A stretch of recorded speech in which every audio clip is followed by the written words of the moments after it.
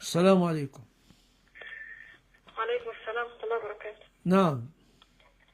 أيوة يا شيخ مصطفى، أنا كنت بكلم حضرتك امبارح، أنت يعني بتكفرني وبتستعيذ بالله مني ليه وأنا أصلا يعني بسأل فتوى شرعية. أخت الكريمة، أنا ما نذاكر شيئا، لك لما أنا سؤال؟ كنت بسأل حضرتك امبارح على الحج اللي لك هو سؤال القراءة، يا أختي، ترغب تفضلي. لأمي تقول لي ومن كفر فإن الله غني عن العالمين، تستعيذ بالله مني، أنا بسأل فتوى.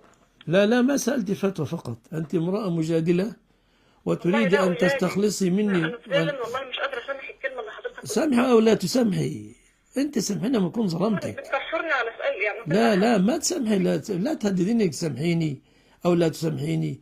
أنت تحتاجي إلى توجيه شديد اللهجة، وجهت التوجيه الذي يرضي ربي علي. أنت قلت معاك فلوس تحجي ورفضت والله تحجي ما هذا معايا، هي بداية الجملة اللي قلت لك أنا مفيش معايا، بس هستلف ما يهمش، لأن أو لو أصلا أنا كنت يعني لو أنا كنت بمتنع عن خلاص، كده. المهم ان انا بسرسر معك، الله يحفظك، لا اعرفك ولا تعرفيني. انت سالتي سؤال وانا وجهتك توجيه شديد اللهجه بناء على ما فهمت منك. شكرا. حضرتك